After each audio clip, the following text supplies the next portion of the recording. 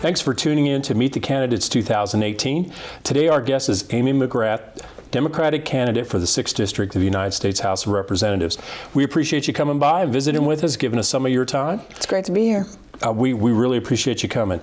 As a reminder to our voters out there and viewers, primary election is Tuesday, May 22nd, and the winners of the Democratic and Republican primaries will face off in the general election on Tuesday, November 6th. Again, thanks again for coming. Let's start with, who is Amy? Yeah. And why is she running for U.S. Congress? Sure. Well, I grew up in Kentucky, and all I wanted to do with my life was to become a United States Marine and fly fighter jets, and that's what I got a chance to do. I spent my entire adult life serving this country as a United States Marine and served for 24 years. At the end of that service, which was last year, I retired from the Marine Corps and decided to run for Congress, move back home, home here to Kentucky. But my life has been defined by service, by being a servant leader. And ultimately, I think we need more of those types of people in Congress. Well, first, thank you for your service. No, I appreciate it. And I know over the course of the last few months, you've been around the 6th District. It's a pretty tight little, compact little district too, with Frankfort on this far end, and then all the way to Flemingsburg, up towards Georgetown and Mount Olivet that way, Lexington, of course, and Richmond. So it's a little different than most. Some are more spread out and kind of crazy looking districts, but what have you heard? What are people saying to you when you're out and about, and what kind of expectations do they have for a congressman? Well, the biggest thing that I hear is that they are tired of the dysfunction that we see in Washington. They are tired of standard politicians who put their political party, no matter what issue, they put their political party above their country, and they just want to see things getting done. And this is not a partisan message that is given to me when I go out and talk to voters, when I go out and talk to Kentuckians. It's really a message, that hey, we just want people of character who are honest to go and represent us. So that is what I'm hearing. The single most important issue that I hear in all 19 counties from folks is still health care. People are very worried about health care, and the costs are continuing to rise.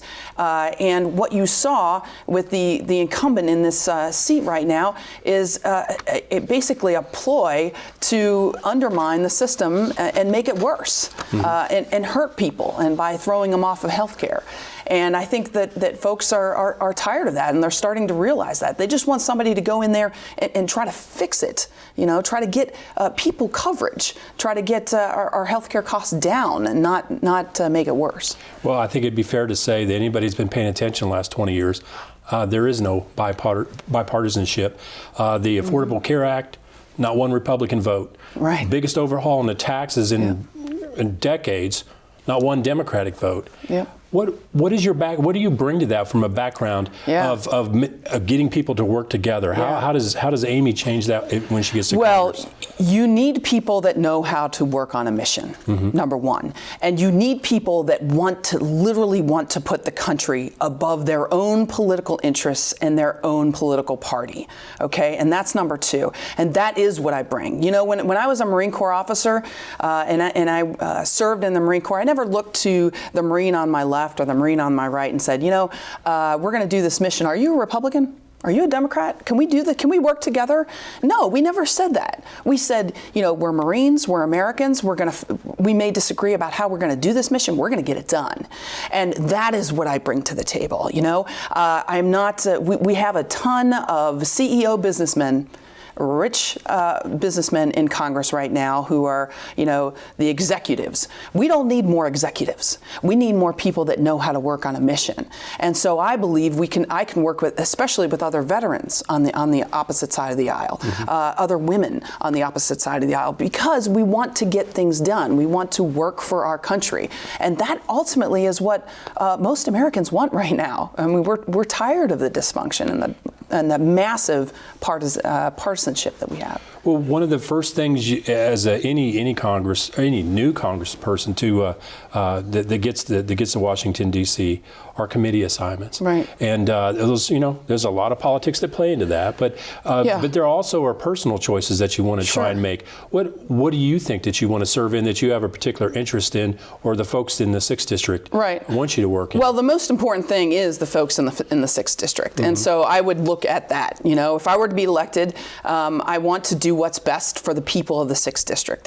Normally when you go into a position like the House of Representatives, you want to be in a place like appropriations, because you can affect then some of the federal dollars coming to the district. And of course, I would definitely look at that as an option. Usually you get 2 assignments, not just 1, but with some of the ones that my background serves is armed services, of course, having that experience of 24 years in the military, having my background being foreign and defense policy, so the foreign affairs, foreign relations. I think that's important as well. I could bring my expertise there, but it really is about the district. So, appropriations, I think, is a really important committee to be on. Well, let's stick with national security and those type of issues. We taped this the last few days of March, and you never know what kind of change is going to happen as this program plays back between now and Election Day. But the president has made moves at not only at the Secretary of State level, but the CIA and the national security, his national security team. A lot of time spent on North Korea, and Russia over the course of this president's first term. Where do you stand on the direction that this president's taken us? I'm very concerned with the current president. He has no national security experience, and he promised to surround himself with this really great team, and I don't think you've seen that. And so one of the things I do want to say, even before I go into the current administration and what we're doing, is we have the lowest percentage of veterans in places like Congress in history. And this is a really important note. The House of Representatives and the Senate, this is a federal office. It's an office that is, if you look at the Constitution, most of what's in Article 1, Section 8, which is the powers of Congress, most of that is defense and foreign policy. It's funding our military. It's appropriating money for our Navy. It's looking at foreign trade. It's looking at foreign commerce. These are things that we need people who have done that. I spent a year on the Hill as a congressional fellow, and one of the things that I learned is most members of Congress have no idea when it comes to the current wars that we're in. They have no idea how to fight them. They just think that dropping bombs on people is the way to go, and I'm telling you, it's not. It's way more complex, and we need more people to get that. Now, back to your question with the current administration, I'm very concerned. Let's just take one aspect of that, to the CIA picks and this argument that we need to have torture as something that we need to do for national security.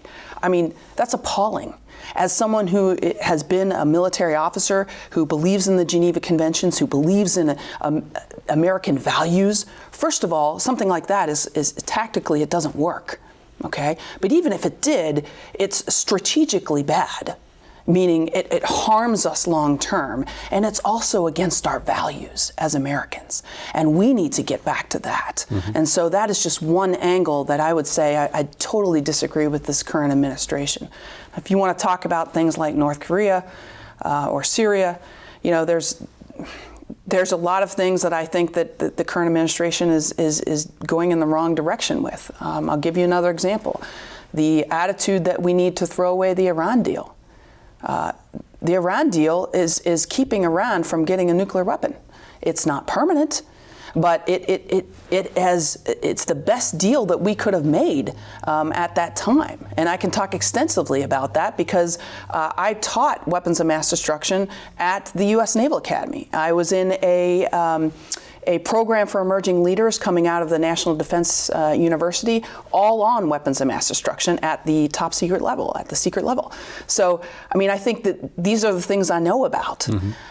With regards to North Korea, I'm very concerned that we have a president who is flippantly talking about nuclear weapons and the use of nuclear weapons preemptively in a way that a president has really never done.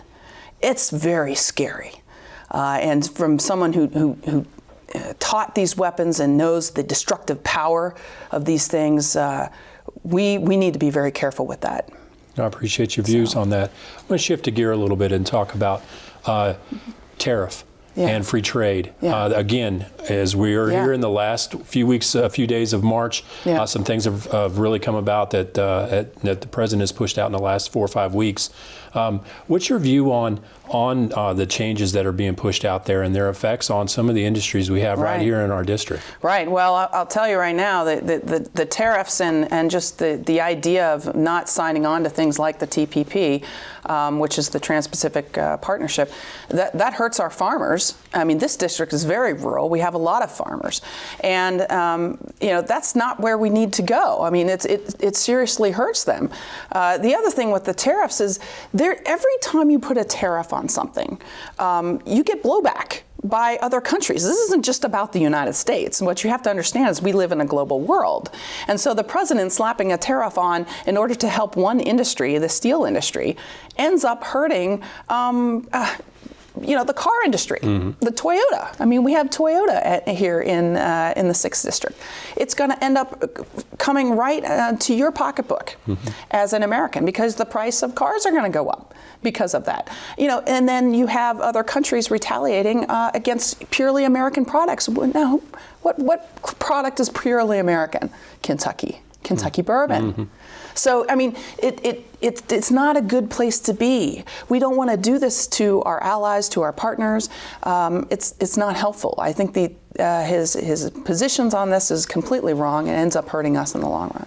I'm going to shift gears completely away from that and talk that I think over the course of our lifetime, we haven't seen the discussion and just really everything that's covered on the gun issue in America. Right. And you've seen more things over the course of the last 5 or 6 months, and I'd say decades. Yeah. Where do you think it needs to go? Is that something that Congress really needs to tackle in 2019? And if so, where you want to be on that? Yeah, well, I absolutely think it's something Congress needs to tackle. I mean, look at the young students. They are leading our country right now.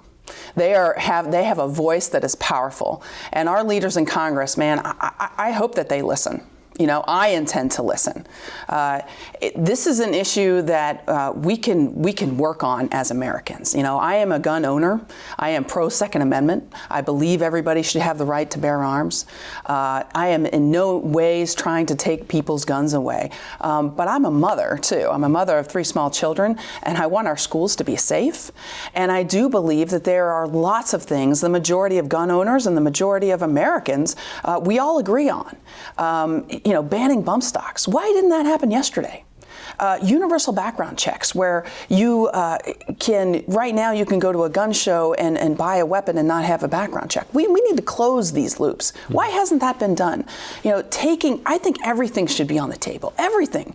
Should you be able to go buy a beer, not be able to go buy a beer, but go, be able to buy an AR-15? I mean, we ought to look at this stuff. The fact that we haven't been able to have a conversation in Congress is because we've been dictated by the fringes. The congressmen have been dictated, and members of Congress, particularly the gun lobby. Yeah. And we need to have people with credibility, like myself, with guns.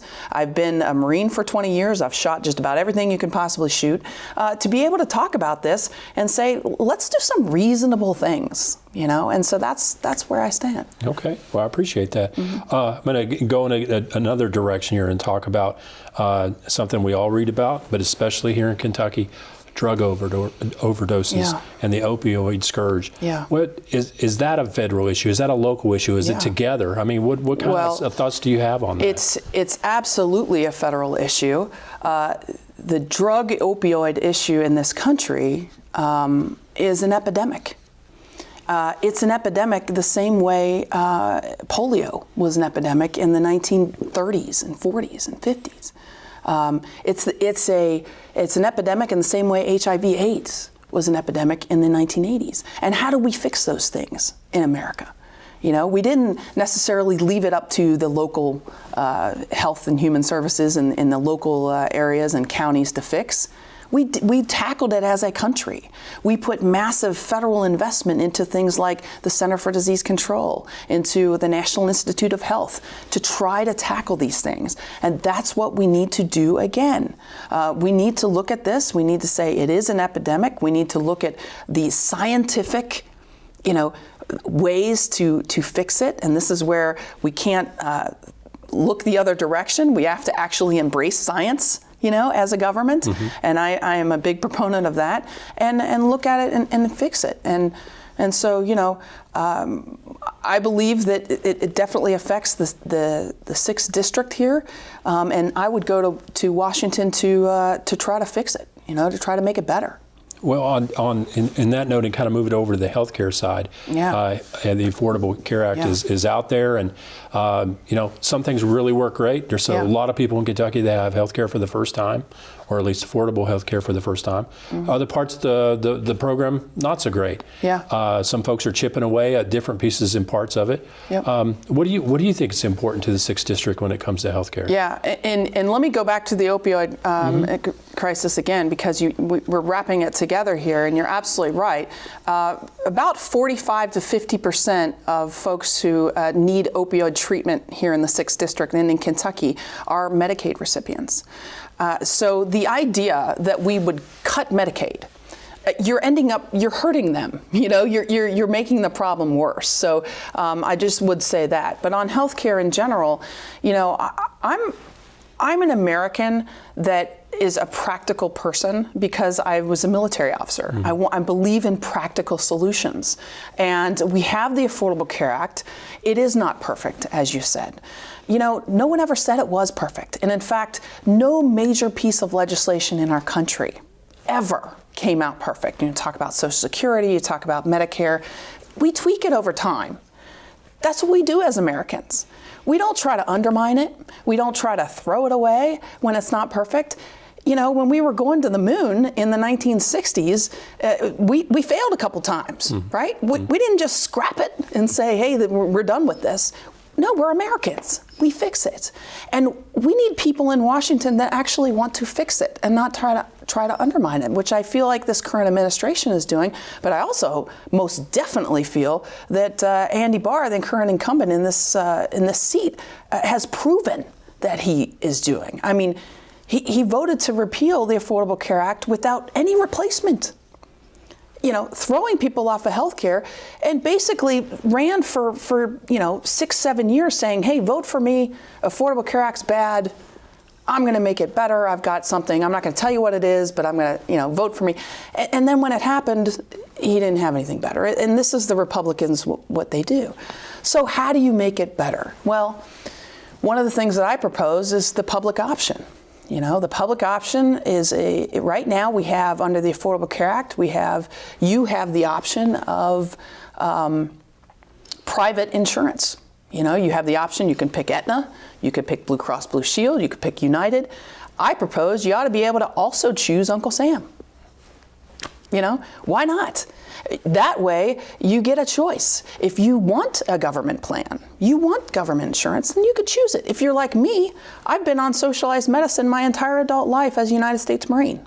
It wasn't that bad. In fact, I liked it a lot. It kept me well enough to be a fighter pilot. But if you don't want that, and you want a private plan, then you pick a private plan. I just think that this is the reasonable solution in the middle here. Instead of forcing everybody into a government plan, give them the option. Another option that I like is the Medicare buy-in plan. Everywhere I go in the 19 counties, there's always someone between the age of 55 and 65 who is just waiting to get onto Medicare. Mm-hmm. Perhaps they have to stay in a job that they don't want to stay in. They want to retire early. They want to give that job to somebody younger who can rise up and take that job, but they can't do it.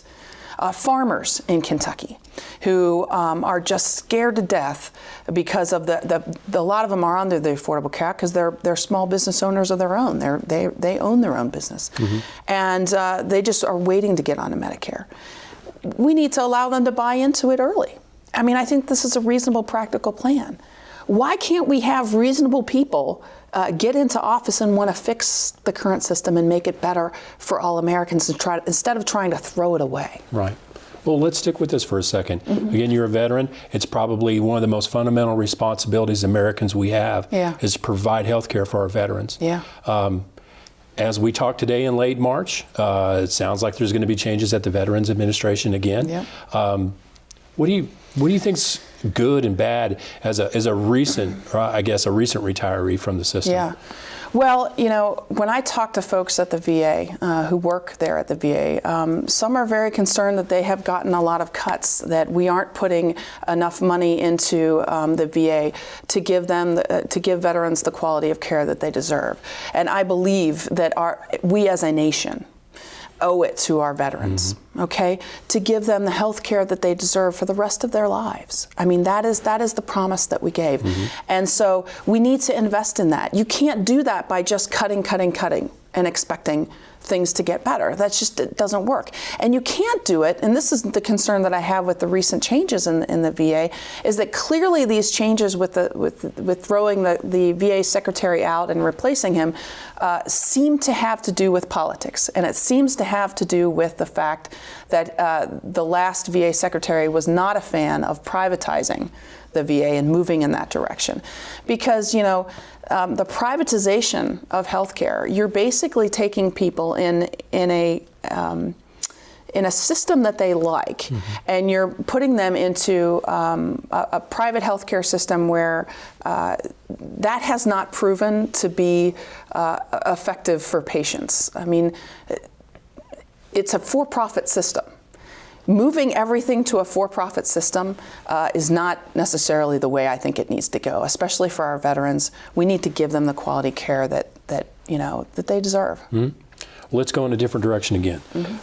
One of the things that the president ran on and has talked about in his first year was a massive infrastructure bill. Now, over the course of the last couple of weeks, again, we're in the end of March, the omnibus bill was passed, and that's probably going to be the last piece of major legislation for the remainder of 18.